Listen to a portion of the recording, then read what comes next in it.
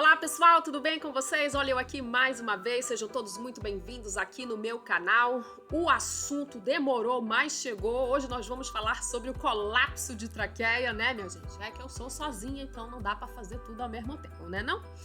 Mas vamos falar sobre o colapso de traqueia, como é que essa doença ocorre por dentro, por quê, quais são as causas, como acontece, né? Quais são as raças mais acometidas, sinais, sintomas, diagnóstico, tratamento, tá bom, pessoal? Então, vou colocar aqui de uma maneira muito mais detalhada, né? Tem muitas fotos, muitos exames, muitos desenhos ilustrativos para que vocês possam entender, memorizar, para que o entendimento seja muito mais fácil, tá bom? Então, antes da gente começar o vídeo, não se esqueça de curtir, compartilhar. O que mais, gente, que eu esqueço? Ativar o sininho, certificar de que você está inscrito no canal. E tem mais um que é muito importante também, gente. Dá o like, né, linda? Vamos dar o like para você ajudar a colega aqui, né? Ajudar as pessoas, os amigos, a família, né? A informação tá aqui na palma da mão e a gente precisa compartilhar conhecimento, tá bom? Vamos lá, vamos começar. Colapso de traqueia. Vamos à localização da traqueia. Vocês estão vendo a laringe, que é essa cartilagem logo no começo do tubo traqueal, a traqueia, que é composta por seus anéis cartilaginosos, os brônquios, que são esses dois ramos mais grossos e que vão se ramificando em outros ramos mais finos, aos quais se chamam bronquíolos, e na ponta desses bronquíolos temos os alvéolos, que são os saquinhos de ar responsáveis pela troca gasosa do sangue. Vamos à anatomia da traqueia. A traqueia, pessoal, é um tubo semirrígido que vai da laringe até os brônquios, como vocês estão vendo aí. Nesse cortezinho ao lado, vemos que dorsalmente ela possui uma abertura que é preenchida por uma membrana composta por músculo liso e tecido conjuntivo, que se chama membrana traqueodorsal. Os anéis são responsáveis por manter o tubo traqueal aberto durante todas as fases da respiração, a inspiração e a expiração. E temos os ligamentos anulares, que mantêm a flexibilidade dos anéis, permitindo que não haja comprometimento da passagem do ar durante a movimentação do pescoço. Agora, a gente vai ver do que esses anéis são formados. Os elementos que formam os anéis traqueais são colágeno do tipo 2, água, glicosaminoglicanos, proteoglicanos e glicoproteínas. Os principais glicosaminoglicanos, formadores de proteoglicanos da traqueia, são sulfato de 4-condroitina, sulfato de 6-condroitina e sulfato de queratam. O ácido hialurônico também está presente para manter a rigidez da cartilagem. Então, a traqueia é formada por esses elementos. Então, pessoal, vocês acabaram de ver aí aonde que a traqueia fica localizada e do que ela é formada. Embora possa parecer muito óbvio para algumas pessoas aonde é a traqueia, né, pessoal, eu preciso colocar aqui, tá? Eu preciso colocar aqui o normal primeiro, como é que ela é formada, onde que ela tá, para depois, né, eu explicar a doença. Então, para algumas pessoas isso pode parecer muito óbvio, né, mas você sabe, que bom que você sabe, mas algumas outras pessoas, né, não sabem e eu preciso ser muito mais clara. Tá bom, gente? Então, agora a gente vai ver o que é o colapso de traqueia e como esse colapso ocorre, tá bom? Vamos acompanhar. O colapso de traqueia, pessoal, é um enfraquecimento degenerativo da cartilagem hialina dos anéis traqueais, ocasionando o achatamento dos anéis e a pendulação da membrana dorsotraqueal. E por que esses anéis ficam enfraquecidos?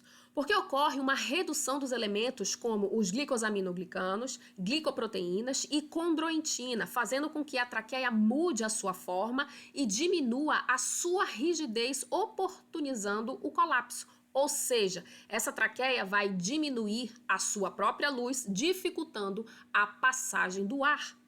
E como que isso ocorre? Aqui na letra A, vocês estão vendo que o fluxo de ar ele está indo e voltando para o pulmão através da traqueia sem alteração nenhuma. Aqui na letra B, como há o enfraquecimento dos anéis, na hora que esse animal respira, a membrana colapsa na parte cervical durante a inspiração. E na letra C, quando esse ar volta durante a expiração, a parte que colapsa é a torácica. Você pode pegar o colapso de traqueia torácico quando o animal tosse também. A tendência, minha gente, é essa daí, tá? Mas isso não é uma regrinha. Você pode ter apenas o colapso no segmento cervical ou apenas no segmento torácico. E quais são as consequências do colapso de traqueia, pessoal? As consequências são lesões na membrana dorsotraqueal e na parede da traqueia, tá? Por quê? Porque a traqueia, né, e a membrana, ela fica tocando, elas se tocam toda vez que o animal inspira e respira. Então, aquilo ali tocando toda hora vai começar a inflamar, vai lesionar membrana, vai lesionar a traqueia, fica ali se tocando o tempo inteiro, vai ficar vermelho, vai inchar, vai demaciar, e aí pode até criar um exudato ali, né? Vai começar a produzir um muco ali dentro, né? Quiçá um muco, né? Muco purulento. Né? Então, o que acontece? Esse animal ele vai ter mais dificuldade de respirar com a produção desse muco, né? Tendo essa dificuldade de respirar, ele pode até ficar cianótico. Como falta o ar, ele vai começar a ficar roxo, né? Quiçá desmaiar, ter uma síncope. E quais são as causas, pessoal, de colapso de traqueia? Não se sabe muito bem quais são as causas, não é muito bem elucidado. Porém, acredita-se que tenha predisposição racial envolvida, como por exemplo nas raças Yorkshires, Pugs, Poodles, Maltês, Cocker Spaniels, Spitzers e os Shih Tzus, tá? Eles possuem aí uma elevada predisposição a ter o colapso de traqueia, tá? Origem congênita, nos casos de filhotes em que os sinais aparecem nos 6 primeiros meses de vida, estão na lista de possibilidades também, tá? E o colapso de traqueia, ele é muito bem visto, né, com uma certa frequência, em animais idosos. E quais são os sinais e sintomas do colapso de traqueia, pessoal? Depende. Quando tá bem no começo da doença, né, tipo um colapso de traqueia grau 1, né? O colapso de traqueia tem vários graus, eu vou já mostrar isso aqui para vocês, tá? Mas quando tá bem no comecinho do colapso de traqueia, pro tutor é quase que imperceptível, né? A gente não consegue saber que aquilo realmente aquela tosse ali, né? Realmente é um colapso de traqueia, né? É uma tosse, ele tossiu ali, se engajou com alguma coisa, né? Que é isso que a gente escuta, né? Ele tossiu ali, se engajou com alguma coisa, mas já passa, né? E aí segue a vida. Né? Então, no começo do colapso de traqueia, esse animal ele tosse, né? Fica ali tossindo, aí depois para, né? Aí depois, de novo, daqui, sei lá, por exemplo, daqui a uma semana, daqui a 2 semanas, ele pega e tosse de novo. Aí o tutor, nossa, gente, você já teve essa tosse semana passada, agora tá tendo, né? É por aí. Tá, gente? É por aí. Vocês vão sentindo ali o sinal e o sintoma, né, do paciente com colapso de traqueia no tempo, né? No tempo. Não é uma coisa ali na hora que a gente vê um sinal, um sintoma. Oh, caraca, vou no médico porque eu tenho certeza que isso aqui é isso, né? Colapso de traqueia não é assim. Tá? Então, o tempo vai passando e essas tosses, elas vão se tornando muito mais frequentes e mais intensas, tá? Então, para aquele paciente que já tem aquele colapso de traqueia, né, estabilizado, por exemplo, grau 3, né, ou grau 4, esse animal ele vai tossir com uma tosse como se fosse uma ronqueira, uma tosse de ganso, né? Quando ele for tossir, eu vou mostrar aqui para vocês também como é que é a tosse. Ele vai tossir como se fosse um chiado, uma tosse de ganso, tá? Que é isso que a gente lê na literatura, né? Tosse de ganso. Então, como já falei para vocês, aquela membrana fica tocando ali na traqueia, a tosse é bem intensa, é bem forte, vai inflamar, vai lesionar, pode criar um muco ali dentro, dificultando a respiração desse paciente, e aí, como ele não consegue respirar direito, né, ele pode ficar cianótico, ficar roxo e aí desmaiar. Mas geralmente isso aí é quando a tosse, né, do colapso de traqueia já tá bem ruim, tipo grau 3 e grau 4. Eu vou mostrar aqui pra vocês, tá bom? Aqui, pessoal, o esqueminha que eu falei pra vocês, tá? Aqui são os graus do colapso de traqueia. Então, o grau 1, né, é a redução de 25% da luz traqueal. Olha, vocês conseguem ver aí, né, em comparação com a traqueia normal e o grau 1, né?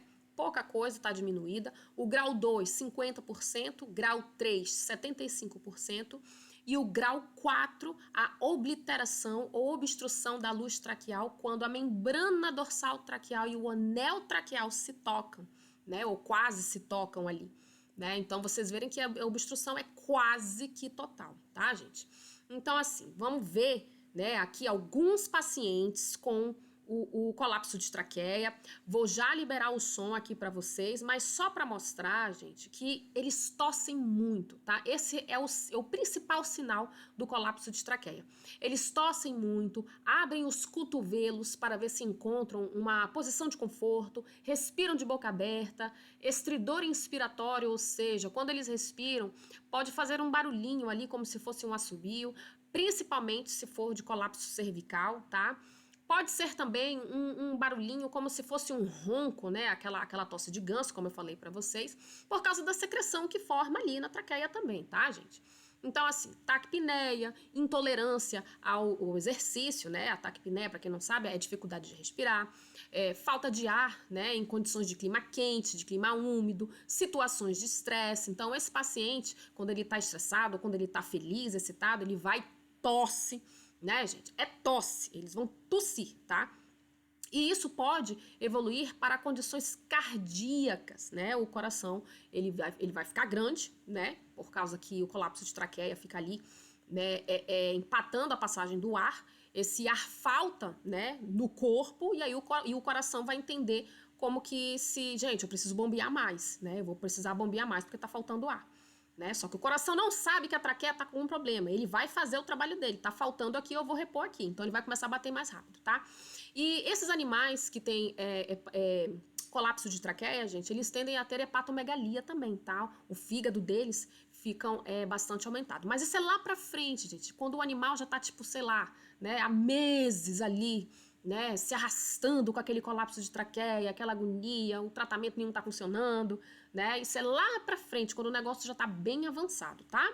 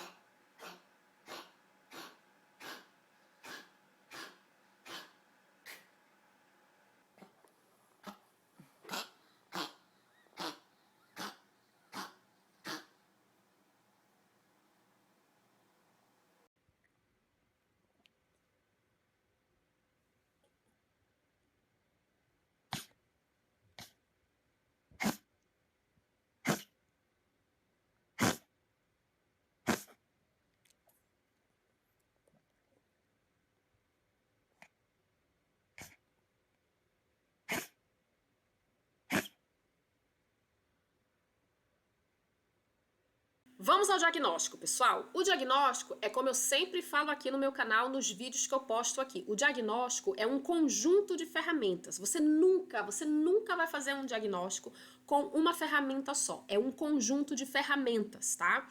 Então, o que a gente vai ouvir primeiro do tutor? Doutor, olha, meu cachorro ele tá tossindo bastante, antigamente não era assim, essa tosse ela veio progredindo, e ele tosse desse jeito, assim, assado, como eu já falei ali pra vocês, né? E aí, você já coloca ali no quebra-cabeça, ali no ladinho, colapso de traqueia, entre outras doenças, né, que tem a mesma tosse, ou a tosse parecida com colapso de traqueia, tá? Vocês vão fazer os exames laboratoriais, né, só para ver se tá tudo, não tem nada lá no exame laboratorial que vai dizer, olha, isso aqui é colapso de traqueia, tá? Pelo menos no hemograma completo não diz nada, tá? Não diz nada. Mas no perfil bioquímico pode me dar um norte, né? Porque os pacientes que têm colapso de traqueia, como eu falei, eles tendem a ter o fígado aumentado de tamanho. Por quê, pessoal? O fígado, ele não pode ter hipóxia. O fígado, ele não pode ter falta de ar. Tem que chegar oxigênio lá no fígado, no corpo inteiro, né? Mas o fígado, ele precisa de ar para poder trabalhar bem. Se não tá chegando ar direito lá no fígado, porque a traqueia tá desse tamaninho aqui, né? Ele vai começar a inchar. Por quê? Porque os hepatócitos não conseguem trabalhar sem oxigênio.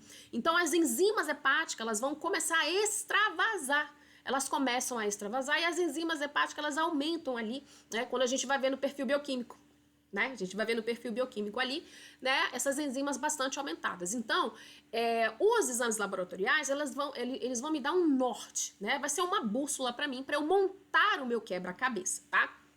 É isso que vai acontecer.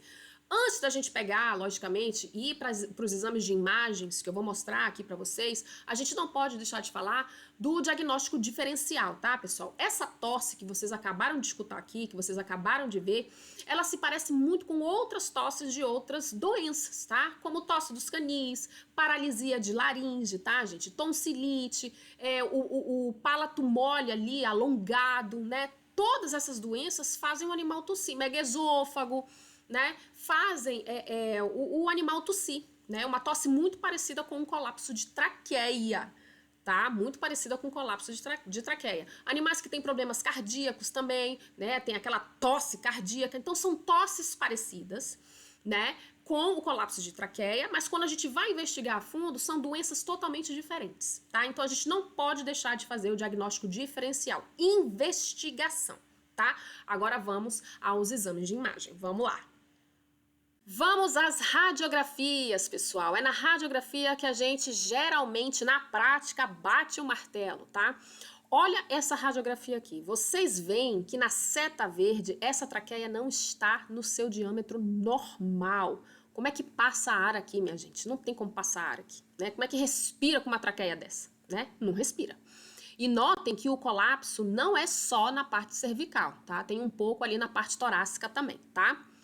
Nessa outra figura aqui, nessa radiografia, com colapso traqueal obtida durante grave crise de dispneia, notem como é a diminuição do lúmen, da luz, em toda a extensão traqueal, quase desaparecendo, né? Ali na região cervical, onde estão mostrando ali as setas brancas, tá? Uma outra coisa muito importante é que essas radiografias devem ser batidas na inspiração, na expiração e na hora da tosse para evitar falsos negativos no raio-x. Gente, por essa vocês não esperavam, né? Por exemplo, aqui na figura A, vocês estão vendo um tubo bem no comecinho da traqueia, tá? Esse tubo, ele não chega até aonde o colapso está, tá? O colega, ele simula ali uma respiração inflando esse pulmão de ar. Notem que na inspiração, mesmo que mecânica, a traqueia está normal e esse paciente ele tem colapso de traqueia. Agora vejam aqui na letra B, quando o tubo é retirado e ele faz a expiração por si só, a traqueia colapsa porque a membrana pendula, por isso bater a radiografia na inspiração, expiração e na hora da tosse, tá, pessoal? Então, conclusão.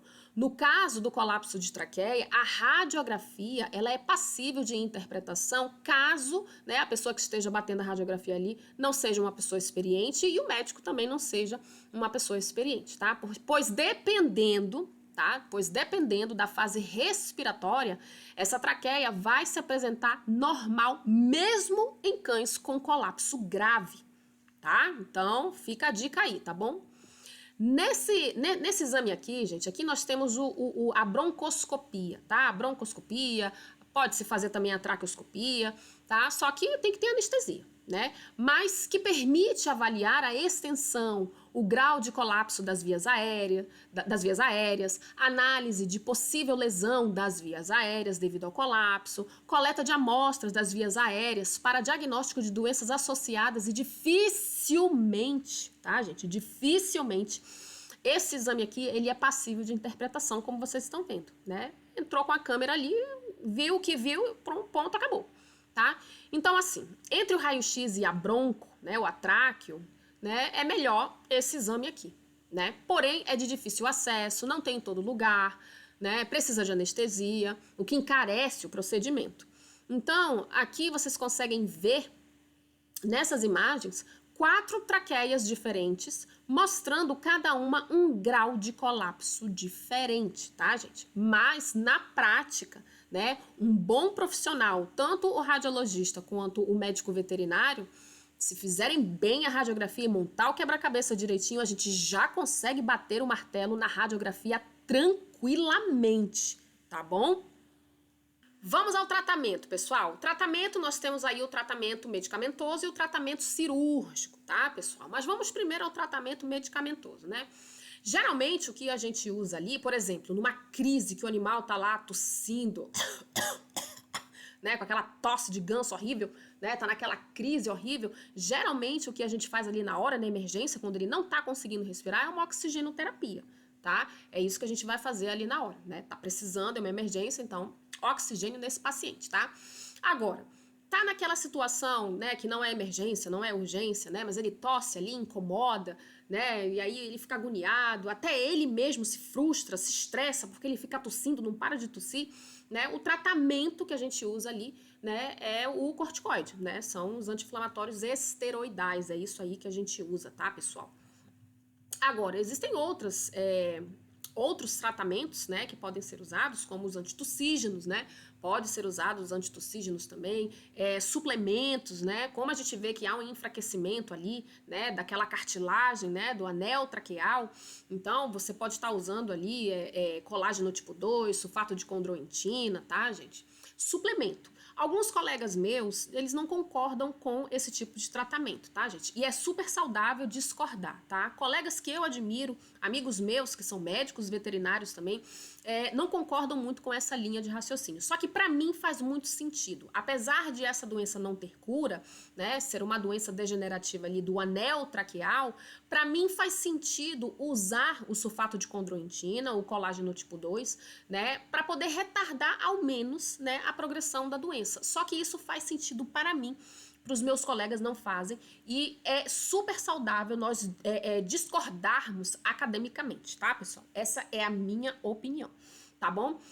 Existem outros medicamentos aí que foram testados também, né? Mas eu fico meio assim, né? Como anabolizante, tem alguns anabolizantes aí que são usados no tratamento do colapso de traqueia. Sei lá, eu fico, né, com um pouco com o pé atrás, mas se tiver que usar, vou usar, se não tiver mais nenhuma outra opção, tá? Mas geralmente, pessoal, é o corticoide que a gente usa, tá? Os ansiolíticos, eles também podem fazer parte do tratamento pelo fato de, como o animal se estressa muito, se frustra, ou quando ele é um animal muito espertinho, alertinha, sapequinha, um animal muito feliz, excitado, né? Então a gente dá um ansiolítico para a gente não pull the trigger, né? Para a gente não apertar o gatilho para ele pegar e tossir. Né? Então, os ansiolíticos, eles fazem parte também do tratamento medicamentoso, tá, pessoal? Mas, mais uma vez, no geral, o corticoide é, né, o que ajuda a gente aí, tá bom?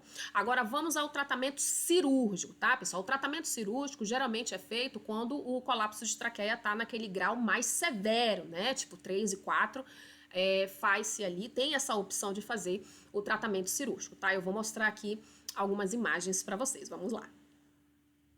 O tratamento cirúrgico, pessoal, o principal objetivo da cirurgia é restaurar o diâmetro, né, da luz traqueal. Esse é o objetivo da cirurgia, tá? Então, aqui nós temos os implantes extraluminais, que são compostos de anéis ou espirais e que são recomendados apenas para o colapso de traqueia cervical. No estudo, onde 20 cães foram submetidos à colocação de implantes extraluminais, 85% apresentaram melhora do quadro clínico, segundo seus tutores, e 60% foram dispensados do uso de medicamentos para o controle da tosse após 1 ano e meio de cirurgia. As complicações possíveis dessa técnica é a paralisia de laringe, necrose de traqueia, os anéis podem sair do lugar, entre outras complicações, tá, pessoal? Então, assim, né, é o que eu sempre falo. Tudo que vocês forem escolher vai dar bom de um lado, vai dar ruim do outro. Então, vocês precisam conversar com os médicos de vocês, uma conversa muito honesta com relação a essa possibilidade, tá? Aqui temos os stents intraluminais. Hoje é o melhor tratamento cirúrgico para o colapso de traqueia porque diminui o tempo de anestesia, tá? É menos invasivo e o alívio é imediato do desconforto respiratório. Então, vocês estão vendo aqui na letra A como é o stent metálico, expandido e ele dentro de um tubozinho fino, que é como a gente introduz na traqueia do animal, tá? Na letra AB, logo após o stent posicionado na região do colapso, a gente retira o sistema de entrega, que é esse fio cobreado, né? E deixa o stent lá, tá? Vamos entender melhor nessas imagens aqui, tá? Vocês veem que na letra A, né, ele vai entrando de fininho, né, um tubozinho bem fininho. Chegou antes da bifurcação da traqueia, na letra B, retira-se o sistema de entrega devagar e na letra C o sistema totalmente posicionado. A sobrevida dos pacientes que fazem esse procedimento tem uma média de até 2 anos de vida a mais, tá, pessoal? As complicações: inflamação de traqueia, incapacidade de expulsar substâncias irritantes, bactérias são mais facilmente abrigadas, acúmulo de muco. Então, mais uma vez eu repito aqui, tá? Você e o médico vão ter que decidir, né, com relação a esta opção, uma conversa honesta, bem clara, né, gente? Uma conversa bem profunda. E é lógico, quem tem que fazer esse tipo de cirurgia é um médico cirurgião experiente, não é qualquer um, não é clínico geral que faz isso, tá? É um médico cirurgião experiente nesse tipo de técnica, tá, pessoal? Não é qualquer um que faz, tá bom? Bom, pessoal, eu vou ficando por aqui. Eu espero que vocês tenham gostado desse vídeo de hoje sobre o colapso de traqueia, né? Quem quis aprender ficou até o final, e para eu saber que você ficou até o final, eu gostaria que vocês colocassem nos comentários radiografia na inspiração, expiração e tosse. Vocês colocando essa frase, eu vou saber que vocês ficaram até o final e todo mundo já sabe o que isso significa, tá, gente? Então coloquem aí nos comentários radiografia na inspiração, expiração e na tosse, que eu vou, né, dar aí o meu selinho de tutora inteligente, porque vocês ficaram até o final para se interessar, para se informar, né, gente, para ter bons argumentos e conversar com o médico veterinário, uma conversa honesta, né, um debate sincero entre você e o seu médico, para vocês tomarem a melhor decisão caso o seu animal tenha aí o colapso de traqueia, tá bom, minha gente? Então a gente se vê numa próxima vez. Um beijo pra vocês. Tchau!